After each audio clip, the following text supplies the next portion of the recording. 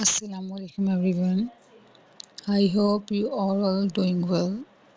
Welcome to today's PMC Certified Workshop on Intravenous IV Ozone Therapy Principles, Clinical Applications, and Safety.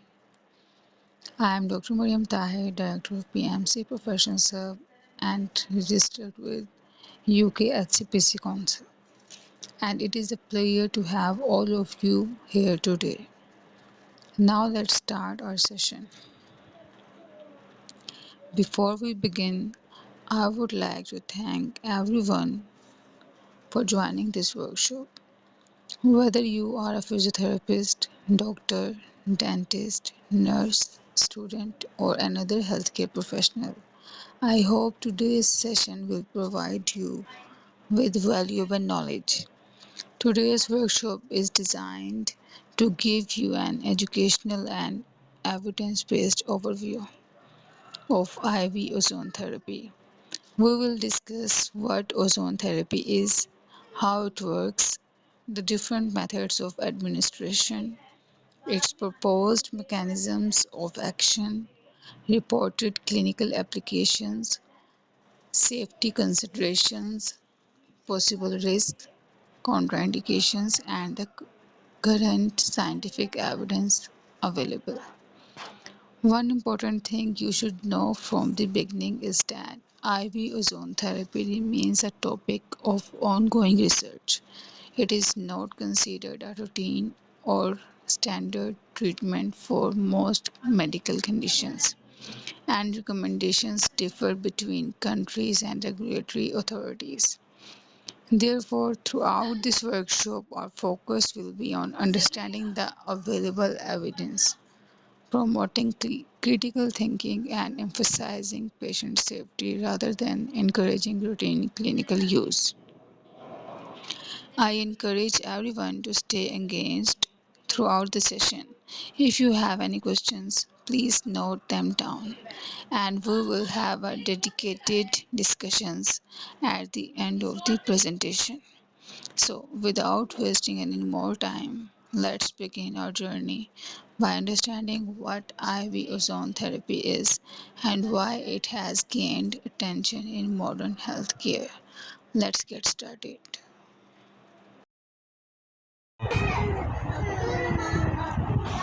Now let's move on to our learning objectives. Before we go into the details, it's always important to understand what we are going to learn during today's workshop. Having clear objectives helps us stay focused and makes it easier to connect each topic as we progress.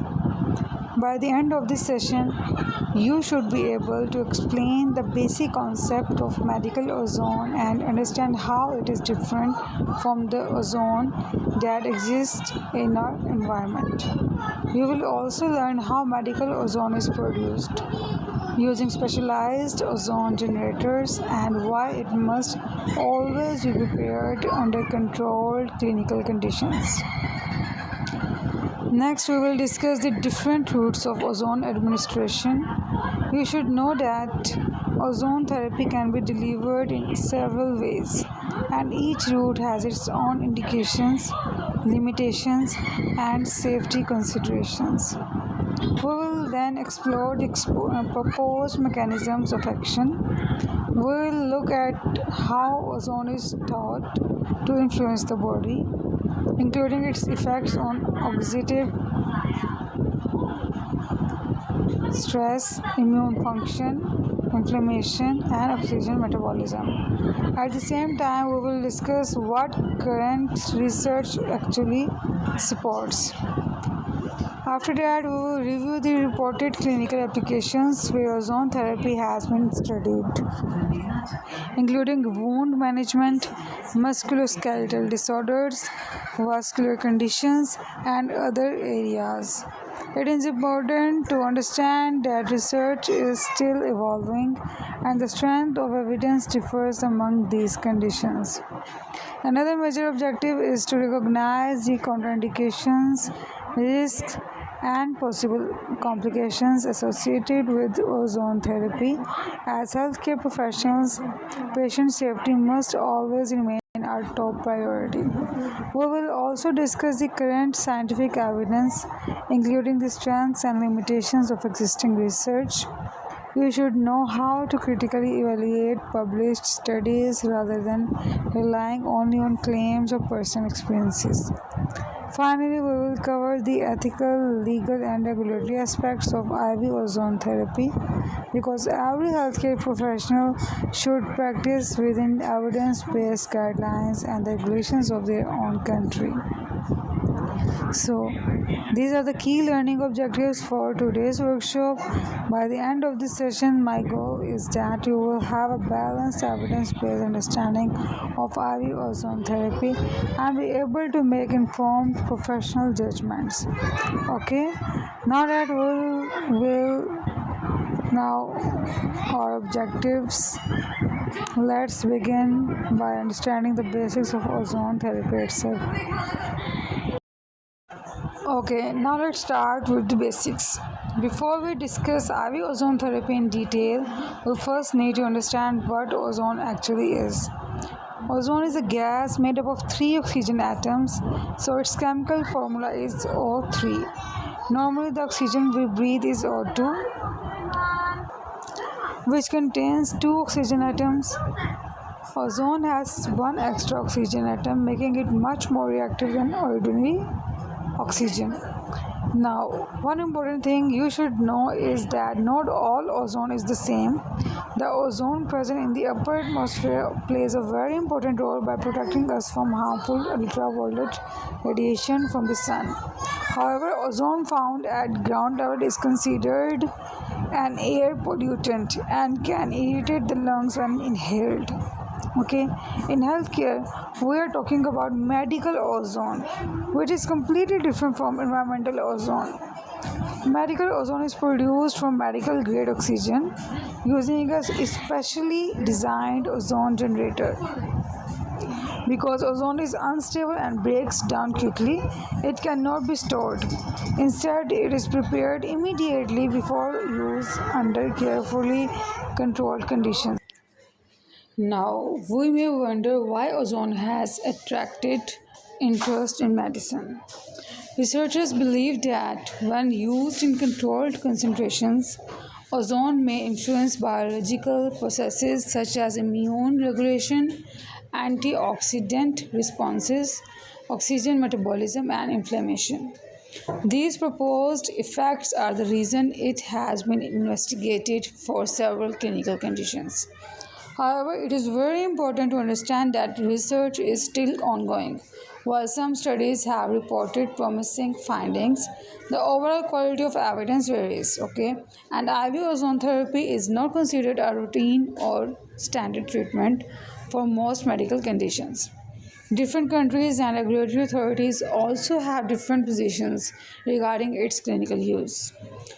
As healthcare professionals, our responsibility is to evaluate new therapies based on scientific evidence, patient safety, and ethical practice, rather than relying solely on marketing claims or personal experiences. So, this gives us a basic understanding of what medical ozone is and why it has become a topic of research. Okay, now that we know the fundamentals, let's move on to the history of medical ozone therapy and see how its use has evolved over time. Okay, now let's move on to the history of medical ozone therapy. Understanding the history helps us appreciate how this therapy has developed over time and why it continues to be a subject of research today. The story of ozone began in 1840 when the German scientist Christian Friedrich Schonbein first identified ozone and gave it its name. The word ozone comes from the Greek word ozine, which means to smell, because ozone has a very distinctive odor. Now, as the medical science advanced, researchers became interested in ozone because of its strong antimicrobial properties.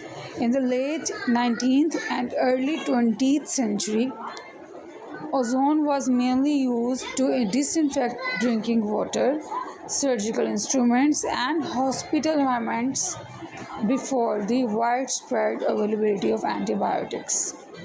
During World War I, ozone was used in some medical settings to help clean infected wounds and reduce bacterial contamination. At that time, treatment options for serious infections were very limited, so ozone attracted considerable attention. As technology improved, specially designed medical ozone generators were developed.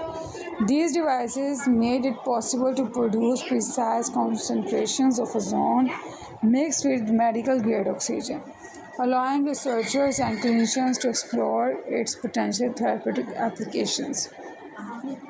Over the following decades, ozone therapy was investigated for a variety of conditions, including chronic wounds, diabetic foot ulcers, peripheral vascular disease, musculoskeletal pain, dental disorders, and some infectious conditions. Okay, however, the quality of scientific evidence has varied considerably across these areas.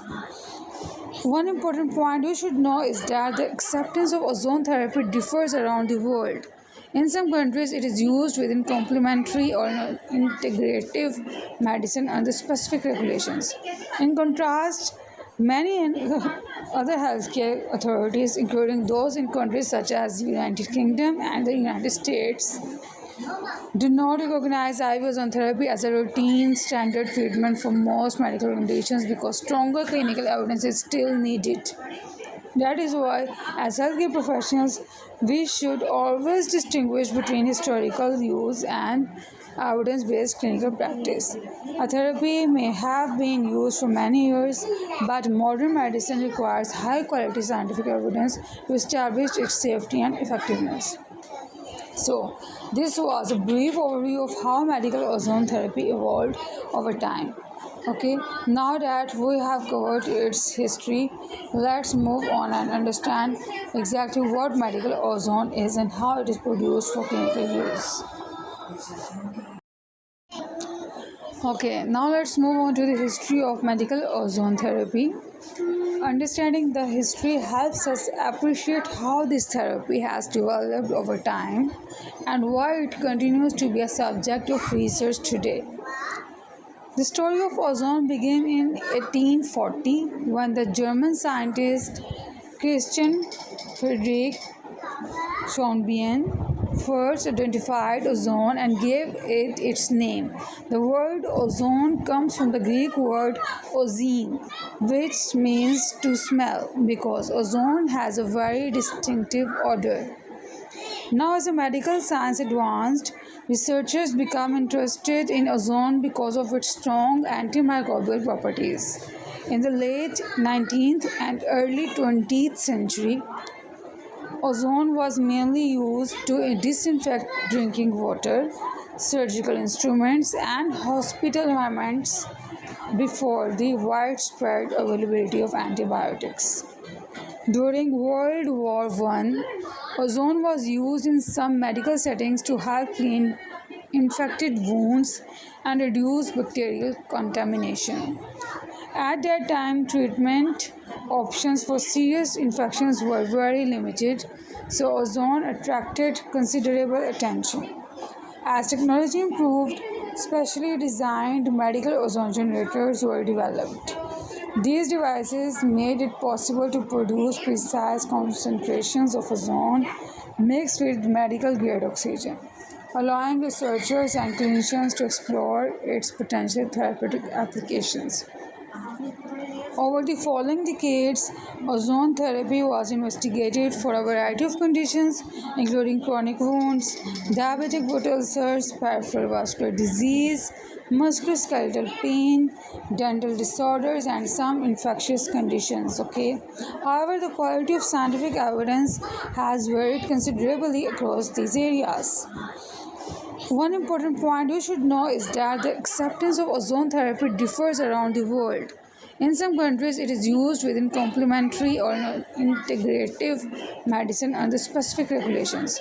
In contrast, many other healthcare authorities, including those in countries such as the United Kingdom and the United States, do not recognize IV ozone therapy as a routine standard treatment for most medical conditions because stronger clinical evidence is still needed.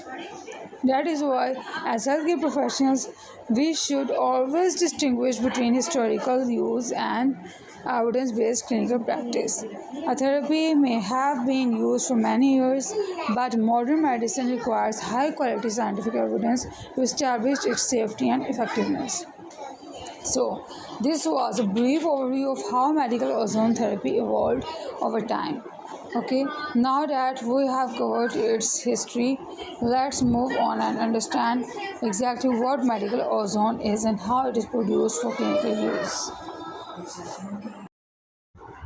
Okay, now let's understand what medical ozone actually is.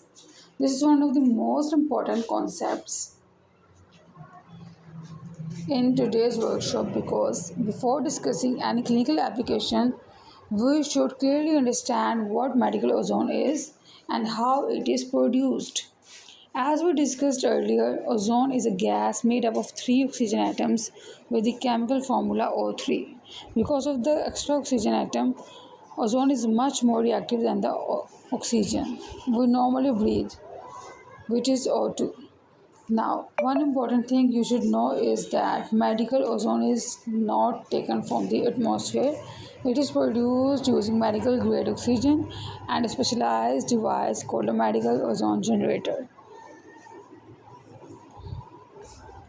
This machine uses a controlled electrical discharge to convert a small portion of oxygen into ozone, producing a precise mixture of oxygen and ozone for medical use. Another key point is that ozone is highly unstable. It naturally breaks down into oxygen within a short period of time. This means it cannot be stored in cylinders or containers for later use. Instead, it always must be generated immediately before administration.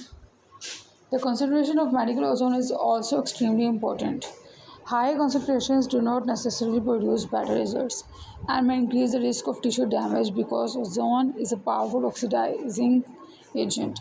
For this reason, trained professionals use carefully controlled concentrations depending on the intended procedure. Now, you should also understand that medical ozone is different from environmental ozone. Environmental or ground level ozone is considered a harmful air pollutant that can irritate the lungs and respiratory tract. In contrast, medical ozone is produced under specific therapeutic procedures that have been investigated in research. One more important point is that medical ozone should never be inhaled. Inhaling ozone can damage the respiratory system and may lead to coughing, chest discomfort, and breathing difficulties. Therefore, strict safety protocols are followed whenever ozone is generated and administered. As healthcare professionals, we should always remember that the quality of the equipment, accurate ozone concentration, proper infection control, and appropriate patient selection are essential for maintaining safety during any ozone related procedure. So, this is what medical ozone is and how it is prepared for clinical use. Okay, now that we understand what medical ozone is, let's move on to the different routes of ozone administration and see how it can be used in clinical practice. Okay, now let's move on to the different routes of ozone administration. Now that we understand what medical ozone is, the next question is how it is administered to patients. One important thing you should know is that ozone therapy is not limited to one method. There are several administration routes, and each has its own purpose, procedure, and safety considerations. The most commonly discussed systematic method is major autohemotherapy, often abbreviated as MAH. In this procedure, a specific amount of the patient's blood is withdrawn into a sterile, closed collection system. The blood is then mixed with a carefully measured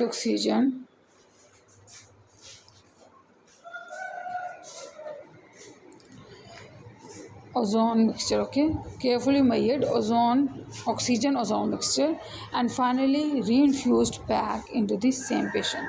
This is the technique that has been investigated most frequently in ozone therapy research. Another method is minor autohemotherapy. In this procedure, only a small amount of blood is withdrawn, exposed to ozone, and then injected into the muscle, okay. This approach has been explored mainly for its potential immunomodulatory effects, although scientific evidence remains limited. Ozone can also be applied topically. For example, ozone gas may be used in specifically designed sealed bags for wound care, or ozonated oils and ozonated water may be applied to the skin. These approaches have been studied particularly in wound management and certain dermatological conditions. Another route is rectal insufflation, where an ozone gas where an oxygen ozone gas mixture is introduced into the rectum using specialized equipment. This method is used in some clinical settings because it avoids direct venous access, but its effectiveness continues to be evaluated through research. In dentistry, ozone has also been investigated for oral infections, periodontal disease, and dental caries as an adjunct to conventional treatment. Now, there is one very important safety point that every healthcare professional should remember. Direct intravenous injection of ozone gas into a vein is considered unsafe and should not be performed. Injecting direct gas directly into the bloodstream can lead to gas embolism, which is a serious and potentially life-threatening complication. Therefore, when systematic ozone therapy is discussed in the scientific literature, it generally refers to major autohemotherapy, not direct IV gas injection. Okay. So whenever you read or hear about IV ozone therapy, make sure you understand which technique is really being described. Correct terminology is essential for both patient safety and accurate scientific communication. Okay, now that we know the different routes of administration, let's move on to our next topic and understand the proposed mechanisms of action, how ozone is thought to produce its biological effects within the body. Okay, now let's move on to the one of the most interesting parts of today's workshop, the proposed mechanisms of action of ozone therapy. Many people ask, how does ozone therapy actually work? The answer is that researchers have proposed several biological mechanisms, but it is important to remember that many of these are still being investigated, and not all proposed effects have been confirmed through high quality clinical studies. The first mechanism is controlled oxidative stress. Now, this may sound surprising because we usually think of oxidative stress as something harmful. However, you should know that when ozone is administered in carefully controlled medical concentrations, it is believed to create a mild and temporary oxidative stimulus. This controlled response may activate the body's own antioxidant defense system, helping cells produce protective enzymes that reduce oxidative damage. The second proposed mechanism is immune modulation. Research suggests that ozone may influence the activity of immune cells and the release of certain cytokines, which are signaling molecules involved in the immune response. This means ozone may help regulate immune function rather than simply stimulating or suppressing it.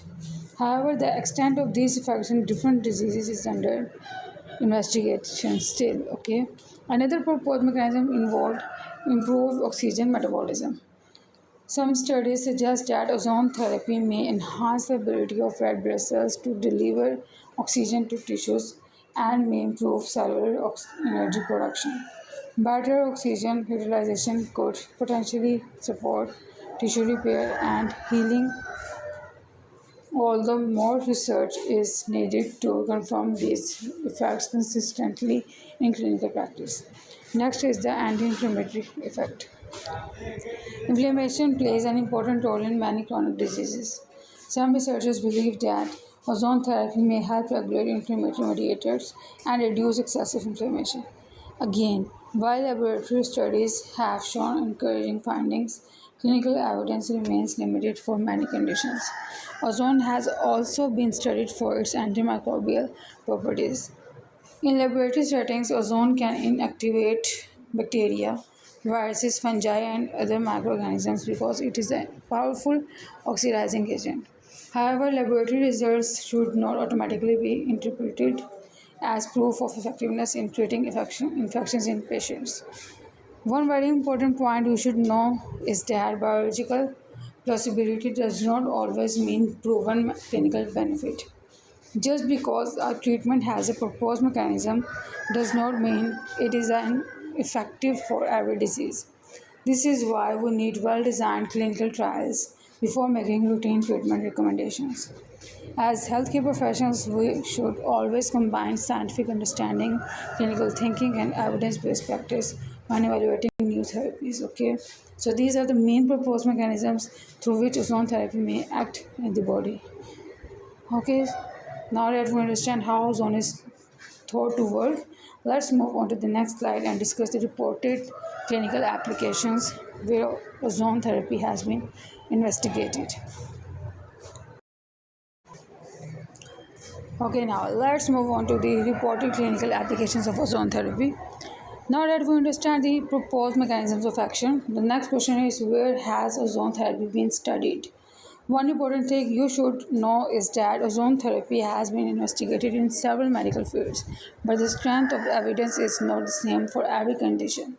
Some areas have more research than others, while many applications still require larger, high quality clinical trials.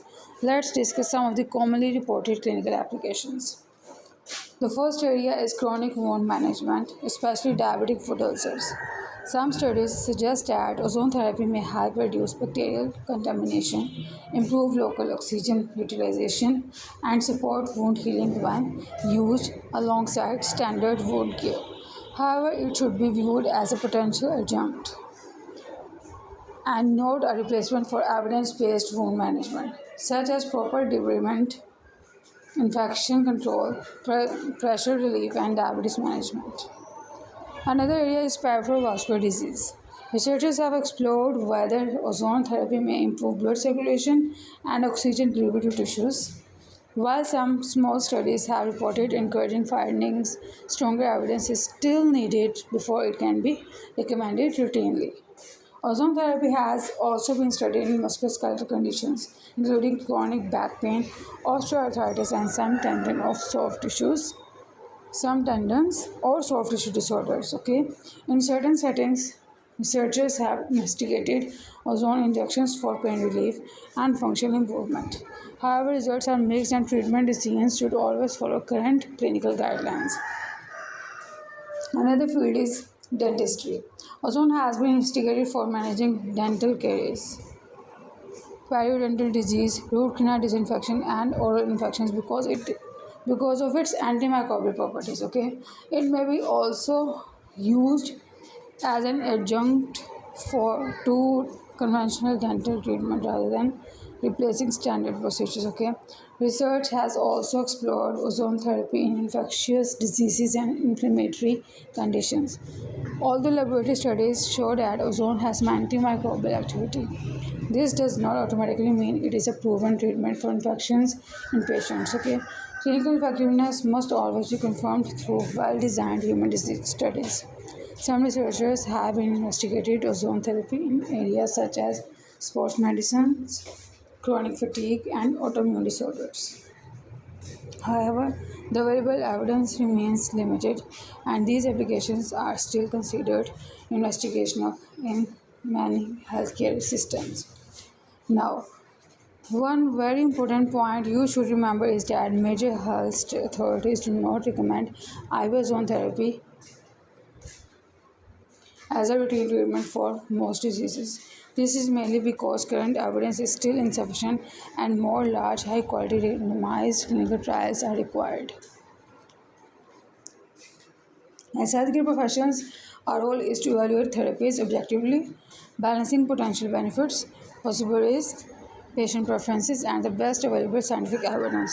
So, these are the major clinical areas where ozone therapy has been investigated. Okay, now that we have discussed reported clinical applications, let's move on to the next slide and understand the contraindication situations where ozone therapy should be avoided or used with extreme cautions. Okay. Now let's move on to the contraindications of ozone therapy. So far, we have discussed what ozone therapy is, how it works, and where it has been studied. However, as healthcare professionals, we must also know when our treatment should not be used. Understanding contraindications is just as important as understanding indications because patient safety always comes first. The first and one of the most important contraindications is glucose 6 phosphate dehydrogenase deficiency, commonly known as G6PD deficiency. That is glucose 6 phosphate dehydrogenase deficiency. Okay. Now you should know that G6PD is an enzyme that protects red blood cells from oxidative damage. Since ozone is a strong oxidizing agent, patients with G6PD deficiency may be at high risk of hemolysis, which is the destruction of red blood cells. Therefore, ozone therapy is generally contraindicated in these patients. The next consideration is pregnancy. Although research is limited, there is currently insufficient evidence to confirm the safety of ozone therapy during pregnancy. For this reason, it is generally avoided unless there is a clear clinical indication supported by local regulations and specialist guidance. Another important group includes patients with active bleeding disorders or those taking medications that significantly increase their risk of bleeding. Any procedure involving blood collection or reinfusion requires careful assessment and appropriate precautions. Patients with uncontrolled hypothyroidism should also be evaluated carefully because ozone may influence metabolic and oxidative processes. Treatment should only be considered after appropriate medical assessment. In patients with severe cardiovascular instabilities such as uncontrolled heart failure, severe hypertension, or unstable cardiac conditions, ozone therapy should be approached with extreme caution or avoided, depending on the patient's condition and clinical judgment. One more essential point is informed consent. Patients who are unable to understand the procedure or cannot provide valid informed consent should not undergo elective ozone therapy. Every patient has the right to receive clear information about the potential benefits, possible risks, available alternatives, and the current level of scientific evidence before making a decision. Okay, now another important thing you should remember is that every patient is different. Before considering any intervention, a thorough medical history, physical examination, medical review, and risk assessment should always be completed. As healthcare professionals, our responsibility is to carefully balance potential benefits against possible risks and always follow evidence-based practice, ethical principles, and local clinical guidelines. So these are some of the major contraindications and precautions associated with ozone therapy. Okay, now that we know when ozone therapy should be avoided or used with caution. Let's move on to the next slide and discuss the possible risks and complications associated with therapy. Okay, therapy is ozone therapy. Okay, now let's move on to another very important topic: risk and complications of ozone therapy. So far, we have discussed the potential applications and contraindications of ozone therapy. However, no medical treatment is completely free from risk. As healthcare professionals, it is our responsibility to understand these risks and take every possible step to minimize them. The first and perhaps the most serious complication is gas embolism. Now, you should know that if ozone gas is injected directly into a vein, it can form gas bubbles within the bloodstream. These bubbles may block blood vessels and interfere with blood flow to vital organs such as the lungs, heart, or brain. This can become a medical emergency and may even be life threatening. That is why direct intravenous injection of ozone gas is considered unsafe and should never be performed. Another important risk is infection.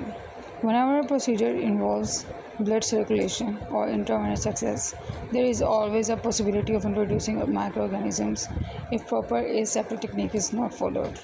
This is why strict infection control measures, sterile equipment, and proper hand hygiene are essential throughout the procedure.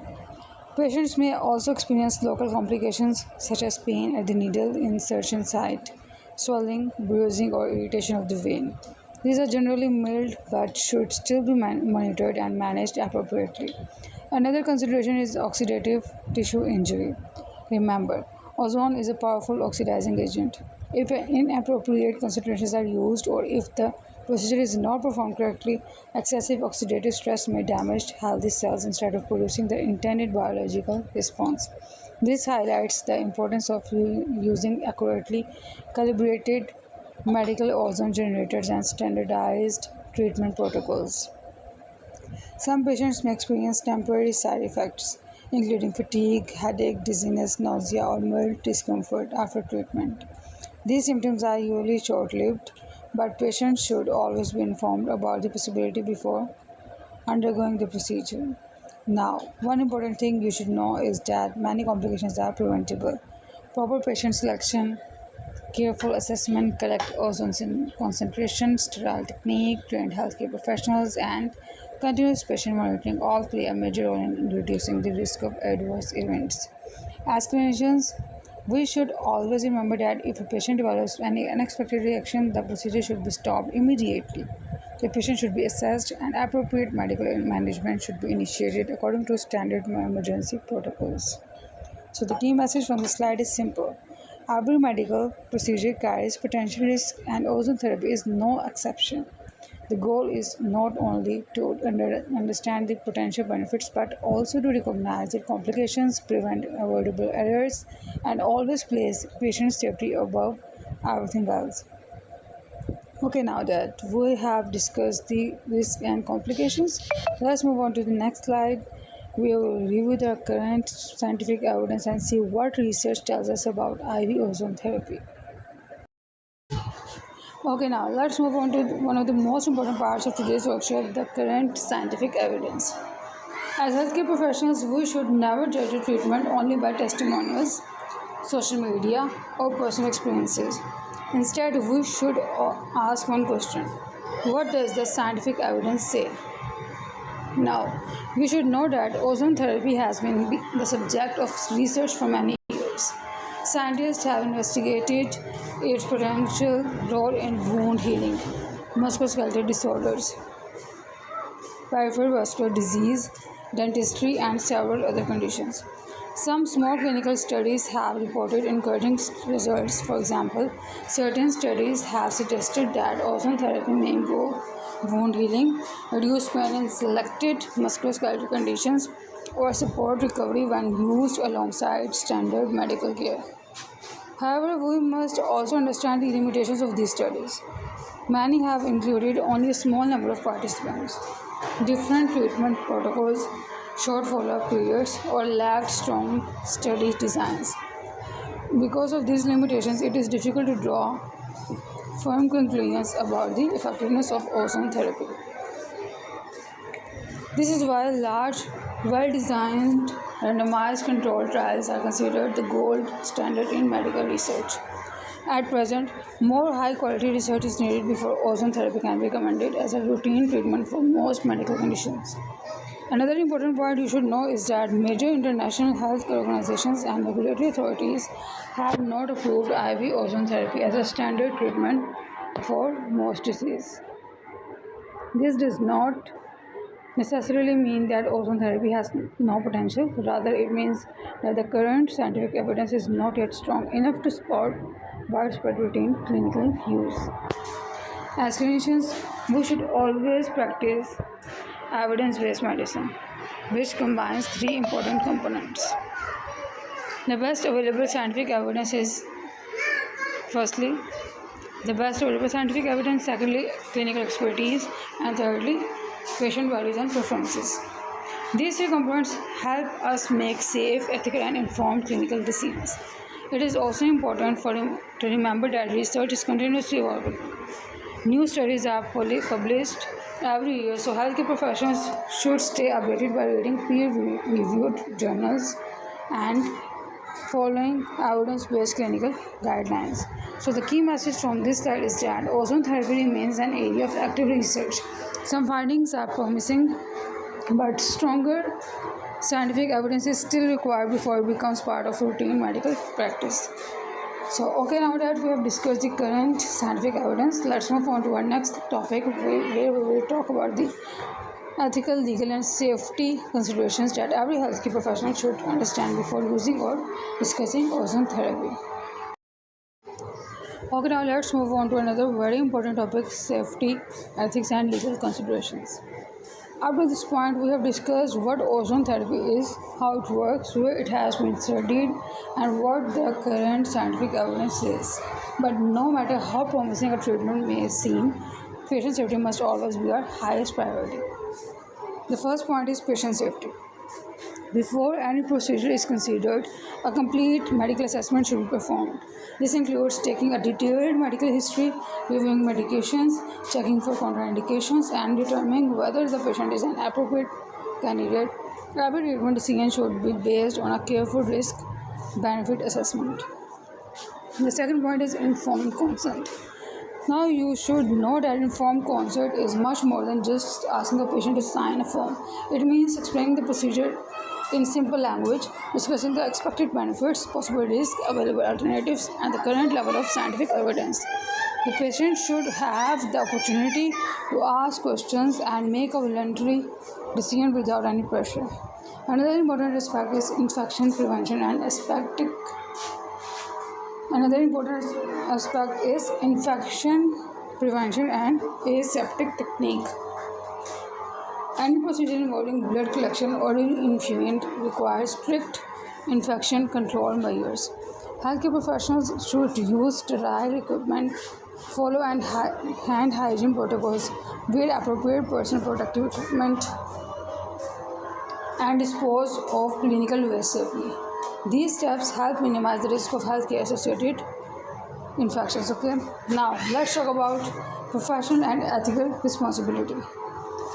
As clinicians, we must always practice within our scope of practice and follow the regulations of our licensing authority and healthcare institution.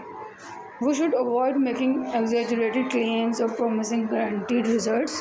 Instead, we should provide balanced, evidence-based information so patients can make informed decisions. It is also important to understand that the legal status of ozone therapy differs from country to country. Some countries permit certain ozone therapy procedures under specific regulations, while others do not recognize IV ozone therapy as a routine medical treatment. Therefore, healthcare professionals should always follow the laws, professional standards, and regulatory requirements of the country in which they practice. Finally, remember that ethical practice means putting the patient's welfare first. Every treatment should be guided by the principles of beneficence, non-maleficence, patient autonomy, and justice. These ethical principles help ensure that our clinical decisions remain safe, respectful, and professionally responsible. So, the key message from this slide is that even when discussing emerging therapies like ozone therapy, patient safety, ethical practice, informed consent, and compliance with local regulations must always come before everything else. Now that we have covered the safety and ethical aspects, let's move on to our next slide where we will discuss a clinical case example and see how evidence-based clinical reasoning can be applied in practice. Okay, now let's move on to a clinical case discussion. Up to this point, we have learned about the science, proportion mechanisms, clinical applications, contraindications, risk, and current evidence related to ozone therapy. Now let's see how we apply this knowledge in a real clinical scenario. Imagine a 60-year-old patient with type 2 diabetes mellitus who presents with a chronic diabetic foot ulcer that has not healed despite several weeks of treatment. The patient has been receiving standard wound care, including regular dressing changes and blood sugar control, infection management, and pressure offloading. Now, the patient asks, Doctor, I have heard that ozone therapy can help wounds heal faster. Should I try it? This is where clinical reasoning becomes very important. The first step is not to immediately recommend or reject the treatment. Instead, we should perform a complete assessment. We need to evaluate the wound, check for signs of infection, assess blood circulation, review the patient's medical history, medications, and identify any contraindications. Next, we should explain the current scientific evidence. Some studies suggest that ozone therapy may support wound healing when used as an adjunct to standard wound care. However, the evidence is still limited and ozone therapy should never replace proven treatments, such as proper wound cleaning, infection control, blood sugar management, pressure relief, and patient education. Another important point is shared decision making. We should know that patients should always be involved in decisions about their treatment. Our responsibility is to provide honest, balanced information about the potential benefits, possible risks, available alternatives, and the current level of evidence. This allows the patient to make an informed choice. We should also remember the importance of a multidisciplinary approach. Managing a diabetic foot ulcer often requires collaboration between physicians, physiotherapists, nurses, podiatrists, wound care specialists, vascular surgeons, and diabetes educators. Working together usually leads to better patient outcomes. Now let's think critically. If ozone therapy is being considered, it should only be performed within legal regulations by appropriately trained professionals and after obtaining informed consent. Most importantly, it should be used only if it aligns with current evidence and clinical judgment. So, what is the key learning from this case? As healthcare professionals, we should never rely on a single treatment. Instead, we should combine evidence-based practice, clinical expertise, patient's preferences, and a multidisciplinary approach to provide the safest and most effective care. Okay. Now that we've discussed this clinical scenario, let's move on to our final learning slide, where we will summarize the key take-home messages from today's workshop. Okay, now let's take a few minutes to summarize the most important points that we have discussed throughout the session. These are the key messages that I would like you to remember after today's workshop. The first point is that medical ozone is different from environmental ozone. Okay, medical ozone is produced from medical grade oxygen using a specialized ozone generator under controlled conditions. It is prepared immediately before use because ozone is highly unstable and cannot be stored. The second point is that ozone therapy can be administered through different routes. These include major autohemotherapy, minor autohemotherapy, topical applications, ozonated oils and water, and rectal insufflation. Each method has specific indications and safety contraindications and safety considerations. Okay, another very important message is that direct intravenous injection of ozone gas is considered unsafe and should not be performed because it carries the risk of gas embolism, which can be life-threatening. When people refer to systemic ozone therapy, they are generally referring to major autohemotherapy, no direct IV gas injection. Okay, we also learned that ozone therapy has been investigated for several clinical conditions, including chronic wound management, musculoskeletal disorders, peripheral vascular disease, and dental applications. Some studies have shown promising results, but the overall quality of evidence is still limited for many conditions. You should also remember that patient safety must always come first. Every patient should undergo proper clinical assessment, contraindications should be identified, informed consent should be obtained, and all procedures should be performed using strict aseptic techniques by appropriately trained professionals. Another key message is the importance of evidence-based practice. As healthcare professionals, we should combine the best available scientific evidence, our clinical expertise, and the patient's values and preferences before making any treatment decision. We also discussed that the legal and regulatory status of ozone therapy differs from country to country.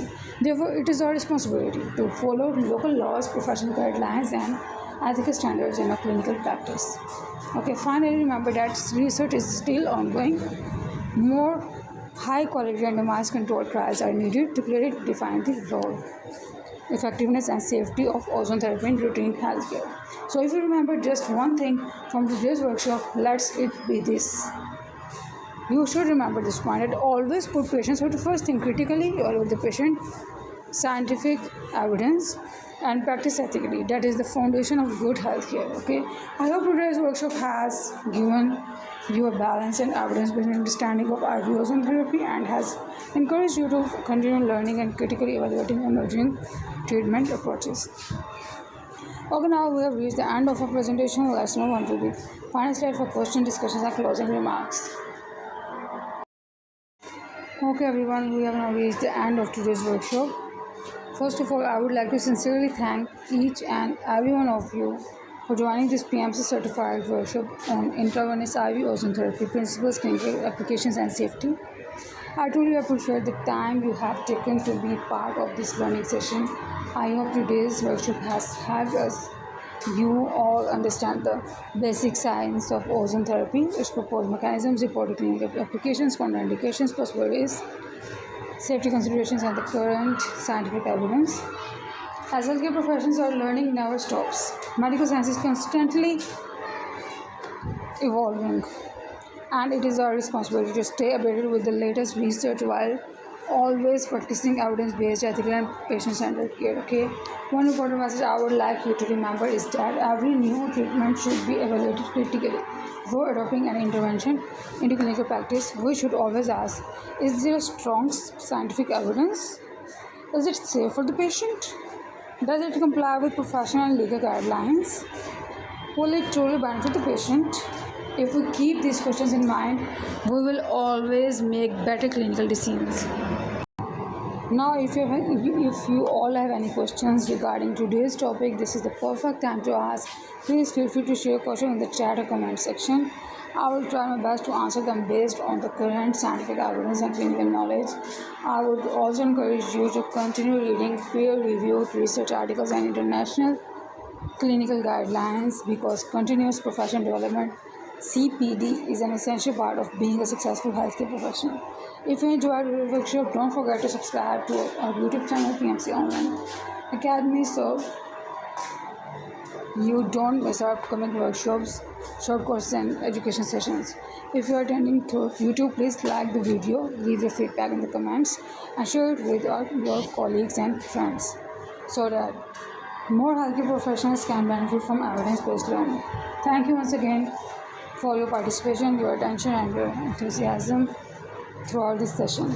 Okay, so take care of yourselves, keep learning, keep growing, and most importantly, always put your patients' safety and well-being first. Thank you very much, and assalamu alaikum. And I hope you see you in our next PMC workshop. Okay, so if you have done with this workshop, you can DM me for your certification, okay, and HCPC assessment regarding this workshop to qualify for the certification. Thank you.